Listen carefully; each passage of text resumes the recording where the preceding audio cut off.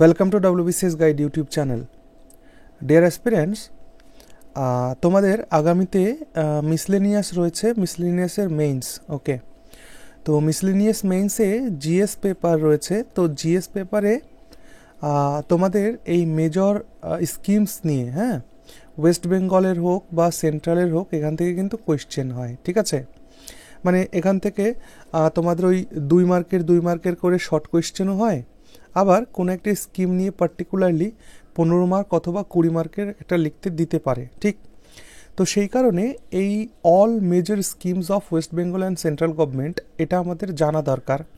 শুধু যে এটা মিসলেনিয়াসের জন্য জানা দরকার তা কিন্তু নয়, এটা আগামীতে বিসিএস রয়েছে, এসএসসি বলো, আরআরবি, এনটিপিসি সামনে রয়েছে, ডব্লিউবিপি, যে কোনো কম্পিটিটিভ পরীক্ষার জন্যই এই গভর্নমেন্টের যে মেজর স্কিমসগুলো রয়েছে এগুলো আমাদের জানা উচিত। তো আজকের এই ক্লাসে আমি পশ্চিমবঙ্গ সরকারের গুরুত্বপূর্ণ স্কিমস এবং কেন্দ্র সরকারের গুরুত্বপূর্ণ সকল স্কিমসগুলোকে এখানে রেখেছি। এই একটা ক্লাসে পুরো পার্টটা কমপ্লিট হয়ে যাবে। ঠিক, আর এইটার পিডিএফটা তোমরা অবশ্যই, এটার পিডিএফ তোমরা পেয়ে যাবে আমাদের টেলিগ্রাম গ্রুপে। হ্যাঁ, তো এই ভিডিও ডিসক্রিপশানে টেলিগ্রাম গ্রুপের লিঙ্ক দেওয়া আছে, তো ওইখানে গিয়ে অবশ্যই জয়েন হয়ে যাও টেলিগ্রাম গ্রুপ।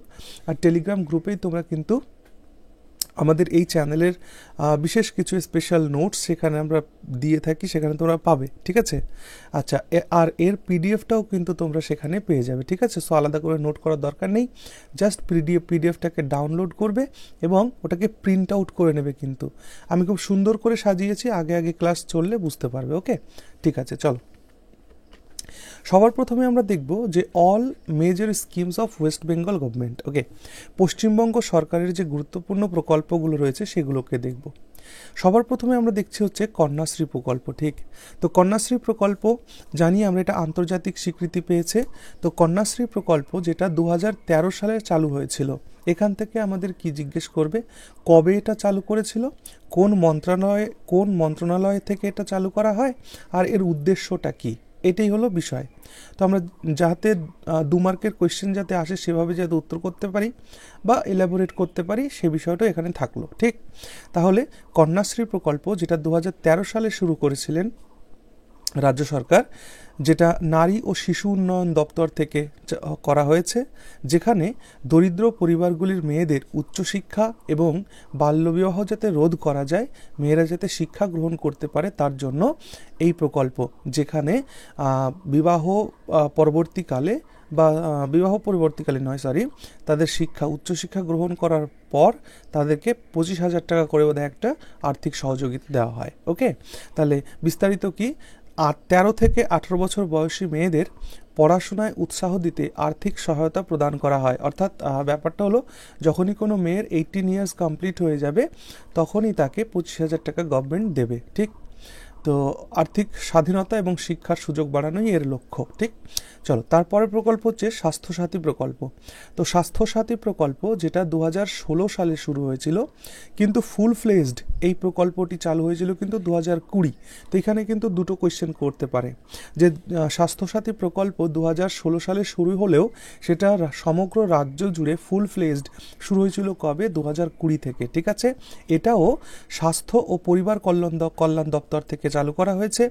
এর উদ্দেশ্য হচ্ছে সমস্ত পরিবারের জন্য ক্যাশলেস স্বাস্থ্য বীমা দেওয়া, অর্থাৎ কোনো ব্যক্তির যদি কোনো ধরনের শারীরিক অসুবিধা হয় তাহলে সে যে কোনো সরকারি বা বেসরকারি স্বাস্থ্যকেন্দ্রে ভর্তি হবে এবং তার 5 লক্ষ টাকা পর্যন্ত একটা বীমা এই স্বাস্থ্যসাথী প্রকল্পের মধ্য দিয়ে পরিবার প্রতি পাবে। ঠিক আছে, একটা পরিবার 5 লক্ষ টাকা এই স্বাস্থ্য বীমা কার্ডের মাধ্যমে পাবে, যে খরচ সরকার সম্পূর্ণরূপে বহন করবে।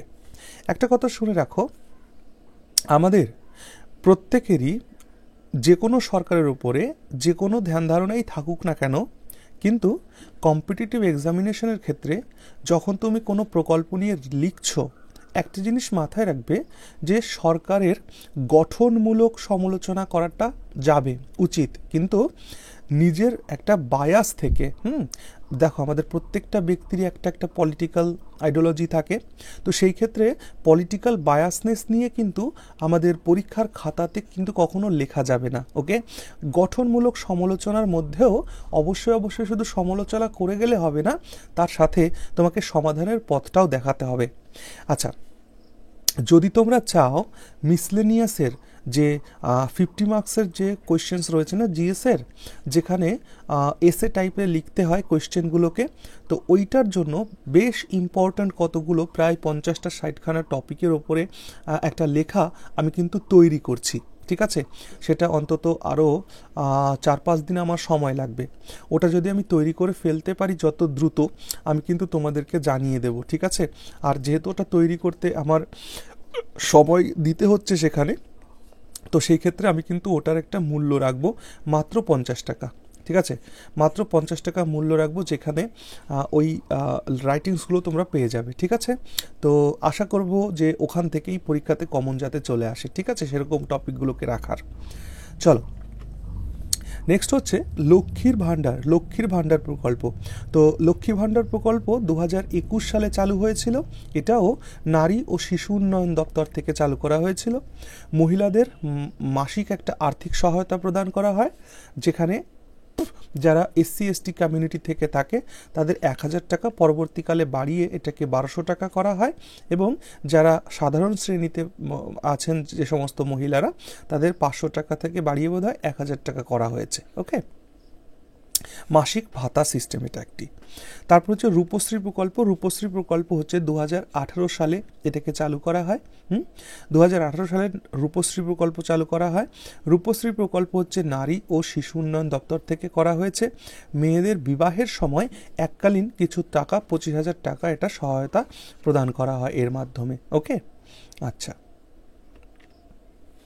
তারপর হচ্ছে খাদ্যসাথী প্রকল্প।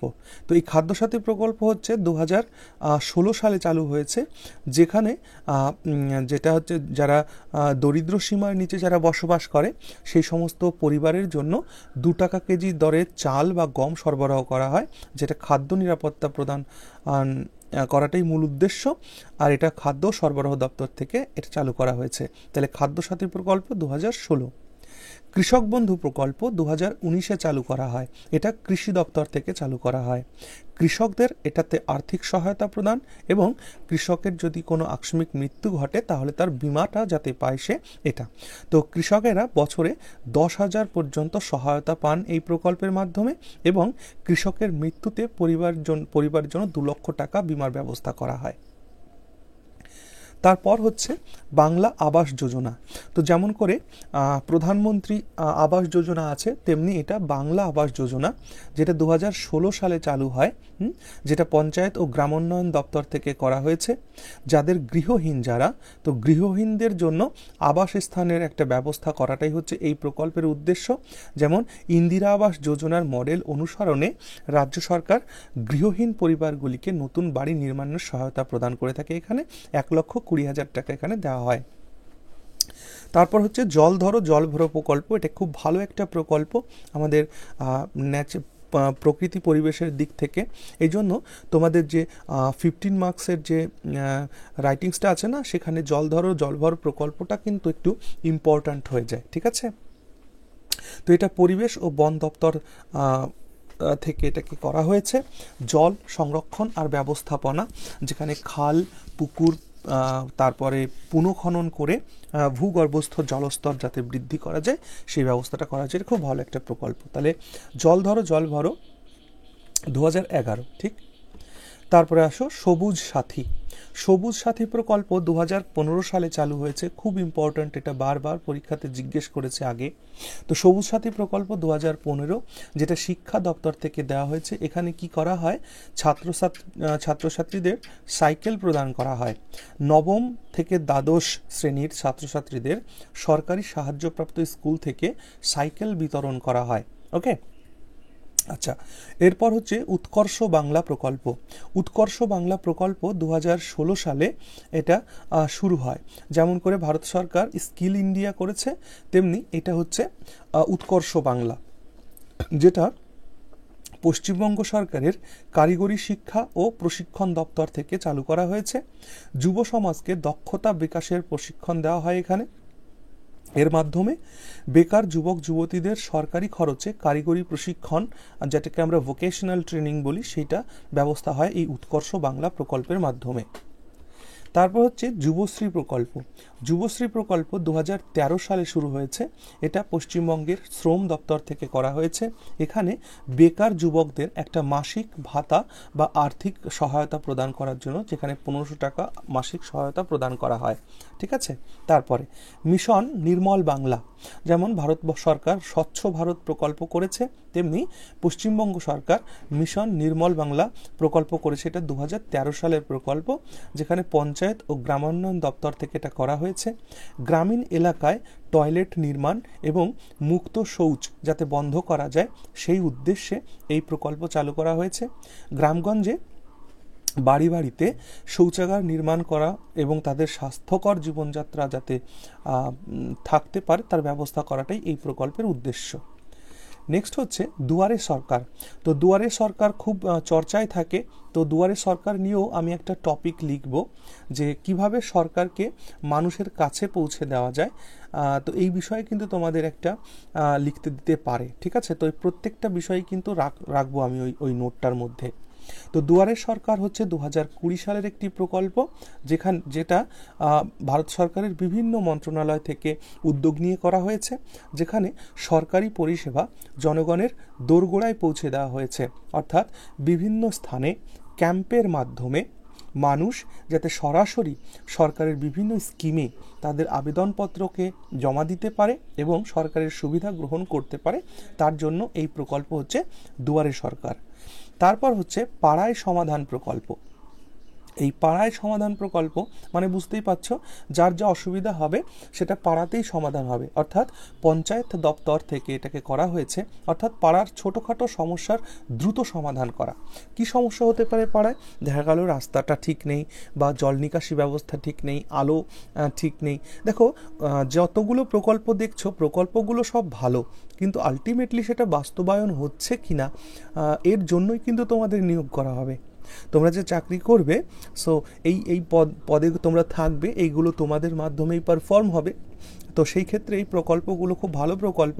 এগুলোকে যখন তোমরা চাকরি পেয়ে যাবে, তখন এগুলোর দিকে একটু নজর দিও। চলো, বাংলা শস্য বীমা যোজনা। তো বাংলার শস্য বীমা যোজনাতে 2019 সালে এটা চালু হয়েছে কৃষি দপ্তর থেকে। কৃষকদের ফসলের বীমা প্রদান করা হয়। অর্থাৎ এই প্রকল্পের মাধ্যমে কৃষকদের ফসলের ক্ষতির ক্ষেত্রে আর্থিক সহায়তা প্রদান করা হয়, যা কৃষকদের আর্থিক নিরাপত্তাকে নিশ্চিত করে। ঠিক আছে। এরপর আসো লাস্ট পশ্চিমবঙ্গের প্রকল্পের মধ্যে সুফল বাংলা। সুফল বাংলা 2014 সালে শুরু করা হয়েছে কৃষি বিপণন দপ্তর থেকে। কৃষি বিপণন দপ্তর থেকে ওকে। কৃষকদের ন্যায্য মূল্য প্রদান এবং ভোক্তাদের সুলভ মূল্যে কৃষি পণ্য সরবরাহ করাটা হচ্ছে এই প্রকল্পের উদ্দেশ্য। এই প্রকল্পের মাধ্যমে কৃষকদের কাছ থেকে সরাসরি কৃষিপণ্য সংগ্রহ করে ভোক্তাদের কাছে পৌঁছানো হয়, যা মধ্যস্বত্বভোগীদের প্রভাব কমায় এবং পরিবেশ বান্ধব একটা বিপণন ব্যবস্থার উন্নয়ন করে। ঠিক আছে। এই গেল তোমাদের 16টি পশ্চিমবঙ্গ সরকারের বিভিন্ন প্রকল্প। এরপর আসো all major schemes of central government. Central গভর্নমেন্টের গুরুত্বপূর্ণ প্রকল্পগুলোকে দেখো। প্রধানমন্ত্রী জনধন যোজনা, হ্যাঁ, PMJDY। দেখো, কেন্দ্র সরকারের ক্ষেত্রে আমি পাশে অ্যাক্রোনিমগুলো লিখে রেখেছি, যাতে অ্যাক্রোনিমগুলো তোমরা লিখতে পারো বা মনে থাকে, কারণ এই অ্যাক্রোনিম থেকেও কিন্তু পরীক্ষাতে তোমাদের মিসলিনিয়াসে কোয়েশ্চেন হবে। ওকে, 5টা অ্যাক্রোনিম থাকবে, কিন্তু 5টা অ্যাক্রোনিম থাকবে, 2 মার্ক করে 10 মার্কসের কোয়েশ্চেন ওখানে হবে। তো প্রধানমন্ত্রী জনধন যোজনা, যেটা 2014 সালে চালু হয়েছিল ভারত সরকারের অর্থমন্ত্রক থেকে। এটার মাধ্যমে কি, যাতে সকল নাগরিকের জন্য ব্যাংকিং পরিষেবাটা যাতে সহজলভ্য হয়। অর্থাৎ প্রত্যেকটা ব্যক্তি যাতে ব্যাংকে একটা অ্যাকাউন্ট সে করতে পারে। অর্থাৎ এই প্রকল্পের মাধ্যমে প্রত্যেক নাগরিকের জন্য ব্যাংক অ্যাকাউন্ট খোলা, ডেবিট কার্ড প্রদান এবং অর্থনৈতিক অন্তর্ভুক্তি একটা নিশ্চিত করা। অর্থাৎ ফাইন্যান্সিয়াল ইনক্লুশন বলে একটা কথা আছে, সেই ফাইন্যান্সিয়াল ইনক্লুশনের জন্য এই প্রধানমন্ত্রী জনধন যোজনা চালু করা হয়েছিল। ওকে। তারপর হচ্ছে প্রধানমন্ত্রী আবাস যোজনা, PMAY। প্রধানমন্ত্রী আবাস যোজনা, এটা দুটো আছে, প্রধানমন্ত্রী আবাস যোজনা গ্রামীণ, আর একটা আছে প্রধানমন্ত্রী আবাস যোজনা শহর। ওকে, একটাতে লেখা থাকবে আর, একটাতে লেখা থাকবে ইউ। তো এটা শুরু হয়েছে 2015 সালে, যেটা ইন্দিরা আবাস যোজনা ছিল। সেই ইন্দিরা আবাস যোজনারই মডিফাইড ভার্সন হচ্ছে প্রধানমন্ত্রী আবাস যোজনা। আবাস ও নগর বিষয়ক মন্ত্রক থেকে এটাকে চালু করা হয়েছে। 2022 সালের মধ্যে সকলের জন্য আবাসন নিশ্চিত করা এই প্রকল্পের উদ্দেশ্য ছিল। তাহলে এই প্রকল্পের মাধ্যমে শহর ও গ্রামে গৃহহীনদের জন্য সাশ্রয়ী মূল্যে আবাসন নির্মাণ এবং ঋণ সুবিধাও প্রদান করা এর মাধ্যমে। ওকে, তারপর আয়ুষ্মান ভারত 2018 সালের একটি প্রকল্প, যেটা স্বাস্থ্য ও পরিবার কল্যাণ মন্ত্রক থেকে চালু করা হয়েছে। দরিদ্র ও দুর্বল শ্রেণীর জন্য স্বাস্থ্য বীমা প্রদান করা হয় আয়ুষ্মান ভারতের মাধ্যমে। দুর্ভাগ্যের বিষয়, এই আয়ুষ্মান ভারতের প্রকল্পটা আমাদের পশ্চিমবঙ্গ সরকার এটাকে লাগু করেনি। ওকে, যদি পশ্চিমবঙ্গ সরকার এটিকে লাগু করতো তাহলে পশ্চিমবঙ্গের মানুষেরাও কিন্তু এই যোজনার সুফল পেতেন। হ্যাঁ, এই প্রকল্পের মাধ্যমে প্রতি পরিবার বছরে 5 লক্ষ টাকা পর্যন্ত ক্যাশলেস চিকিৎসার সুবিধা পেত আর কি, যদি এটা গ্রহণ করত। প্রধানমন্ত্রী কিষাণ সম্মান নিধি খুব গুরুত্বপূর্ণ। প্রধানমন্ত্রী কিষাণ সম্মান নিধি এটা 2019 সাল থেকে চালু করা একটি প্রকল্প। এটাও কৃষি ও কৃষক কল্যাণ দপ্তর থেকে চালু করা হয়েছে, যেখানে ক্ষুদ্র এবং প্রান্তিক কৃষকদের আর্থিক সহায়তা প্রদান করা হয়। অর্থাৎ বছরে 6,000 টাকা দেওয়া হয় 3 কিস্তিতে। অর্থাৎ একটা দরিদ্র বা ক্ষুদ্র কৃষক যারা রয়েছে তাদেরকে বছরে 6,000 টাকা দেওয়া হয়, 2,000 টাকা 2,000 টাকার 3টে কিস্তিতে। ওকে, আচ্ছা, তারপর হচ্ছে প্রধানমন্ত্রী উজ্জ্বলা যোজনা, যেটা 2016 সালে চালু করা হয়েছে। অর্থাৎ ভারত সরকারের পেট্রোলিয়াম ও প্রাকৃতিক গ্যাস মন্ত্রক থেকে চালু করা হয়েছে। অর্থাৎ দরিদ্র পরিবার যাতে একটা এলপিজি সংযোগ বিনামূল্যে পেতে পারে তার ব্যবস্থা হয়েছে এর মাধ্যমে। ওকে, কারণ কি, ভারতবর্ষের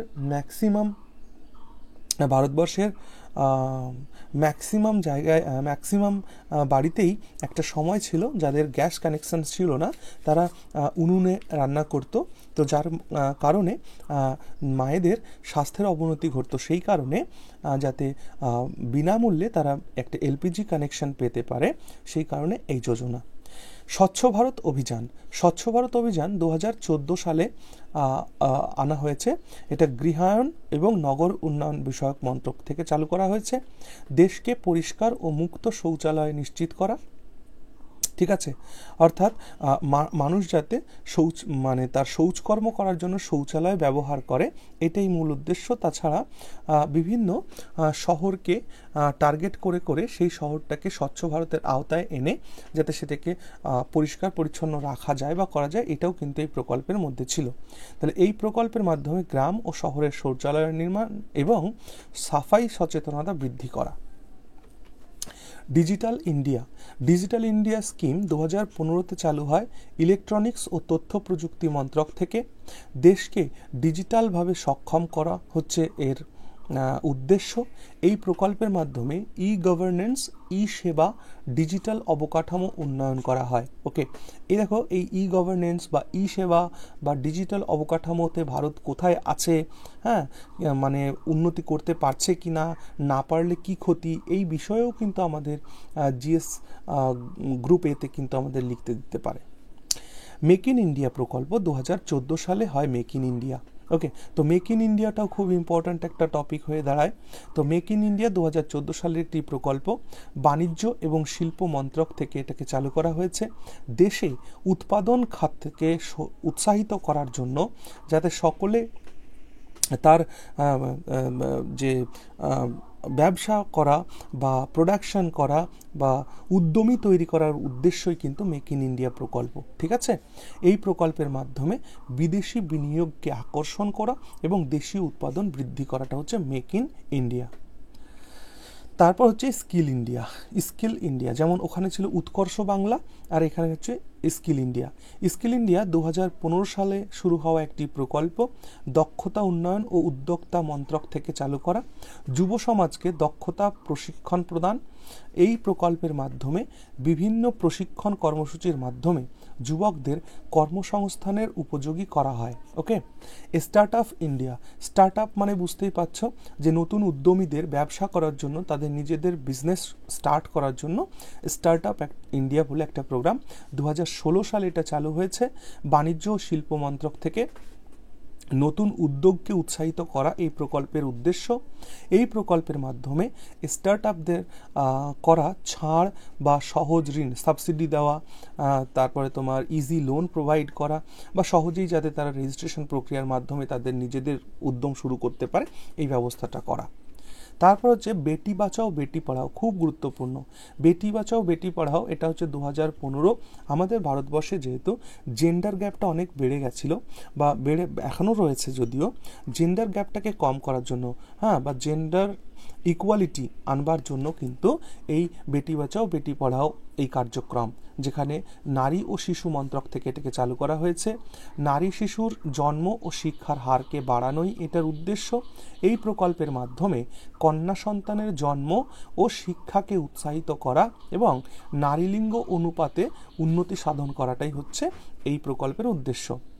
আত্মনির্ভর ভারত অভিযান, দেখো আত্মনির্ভর ভারত অভিযান এটা 2020 সালের একটি প্রকল্প। অর্থমন্ত্রক এবং অন্যান্য মন্ত্রক সম্মিলিতভাবে এটাকে করেছেন। দেশীয় শিল্পকে শক্তিশালী করে ভারতকে স্বনির্ভর করা। ওকে, এই প্রকল্পের মাধ্যমে আর্থিক প্যাকেজ, এমএসএমই উন্নয়ন, কৃষি সংস্কার ইত্যাদি উদ্যোগ নেওয়া হয়েছে এই আত্মনির্ভর ভারত অভিযানের মাধ্যমে। তারপর হচ্ছে ন্যাশনাল এডুকেশন পলিসি, এনইপি। এই বিষয়ে দেখবে আমার চ্যানেলে খুব ডিটেলস একটা ভিডিও করা আছে ন্যাশনাল এডুকেশন পলিসি নিয়ে বা নিউ এডুকেশন পলিসি নিয়ে, ঠিক আছে? তো যদি ওইটা না দেখে থাকো অবশ্যই একবার চ্যানেল ভিজিট করে ওইটাকে একবার দেখে নিও। শিক্ষা মন্ত্রক থেকে এটাকে করা হয়েছে, যেখানে কাঠামো করা হয়েছে 5-3-3-4 কাঠামো চালু করা হয়েছে।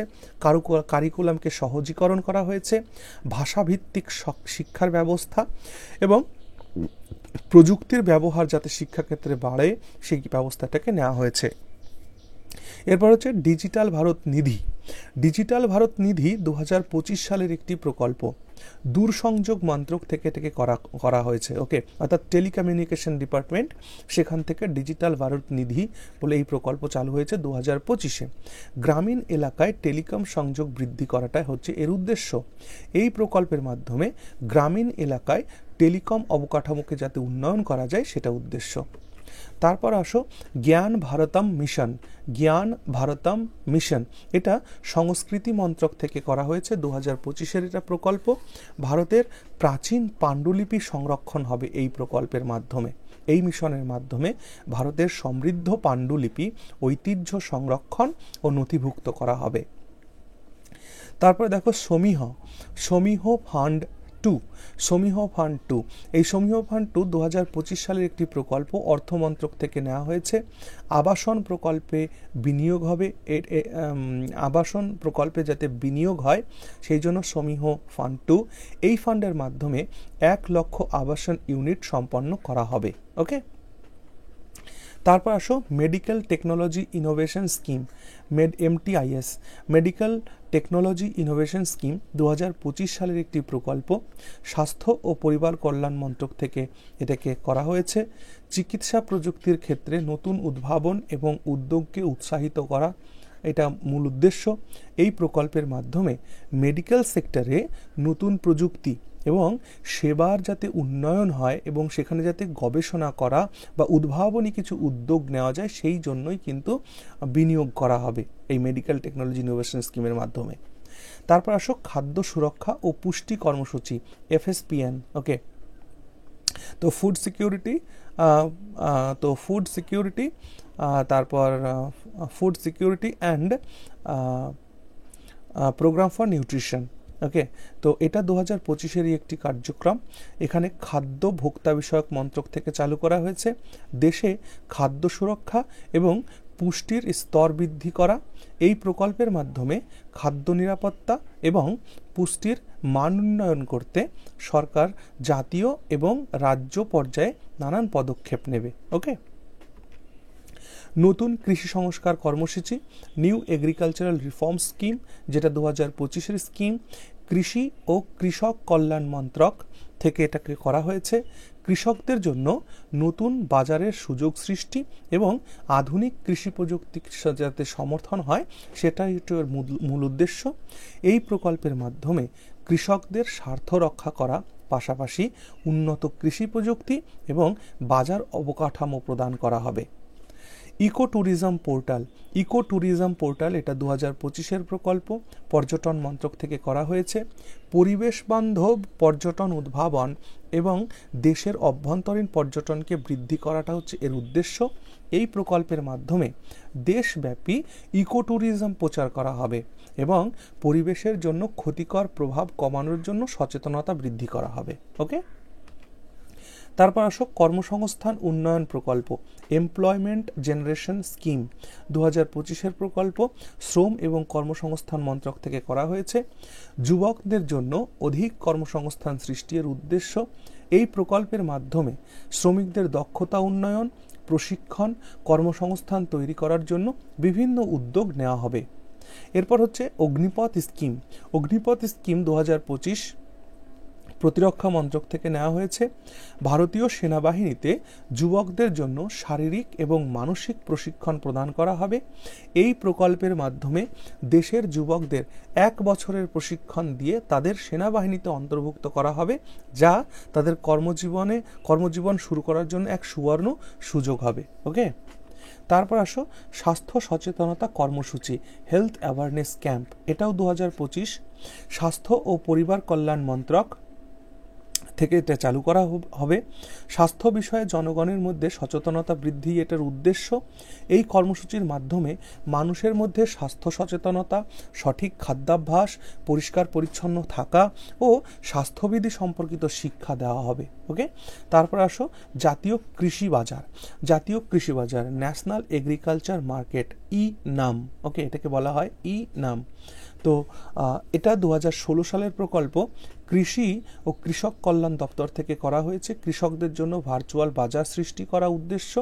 এই প্রকল্পের মাধ্যমে কৃষকের পণ্য এক জায়গায় বাজারজাত করতে সাহায্য করা হবে এবং এটি দেশের একাধিক রাজ্যে কৃষি বাজারকে ডিজিটালভাবে সংযুক্ত করবে। ওকে, তারপর আসো প্রধানমন্ত্রী সামাজিক নিরাপত্তা যোজনা 2015 সালের একটি প্রকল্প। স্বাস্থ্য ও পরিবার কল্যাণ মন্ত্রক থেকে এটিকে গ্রহণ করা হয়েছে। দরিদ্র জনগণের জন্য স্বাস্থ্য সুরক্ষা নিশ্চিত করা, সামাজিক নিরাপত্তা কভারের মাধ্যমে দেশের পিছিয়ে পড়া জনগণের চিকিৎসা সেবা নিশ্চিত করার জন্য এই প্রকল্প চালু করা হয়। তারপর লাস্ট হচ্ছে প্রধানমন্ত্রী মুদ্রা যোজনা, এটা 2015 সালের যোজনা, অর্থমন্ত্রক থেকে নেওয়া হয়েছে। ক্ষুদ্র ও মাঝারি উদ্যোক্তাদের জন্য ঋণ প্রদান করা হয় এইটার মাধ্যমে। এই প্রকল্পের মাধ্যমে ক্ষুদ্র ব্যবসায়ীদের 10 লক্ষ টাকা পর্যন্ত ঋণ প্রদান করা হয় যাতে তারা ব্যবসা শুরু করে বা সম্প্রসারণ করতে পারে। ওকে, প্রধানমন্ত্রী মুদ্রা যোজনার মাধ্যমে। তো এই ছিল মোটামুটি গুরুত্বপূর্ণ কতগুলো স্কিম, যেখানে এদের সালগুলোকেই বেশিরভাগ জিজ্ঞেস করা হবে তোমাদের পরীক্ষায় যে এই স্কিম কোন সালে হয়েছিল। তো আশা করছি এটা ভালো লেগেছে তোমাদের। হ্যাঁ, ঠিক আছে, থ্যাংক ইউ।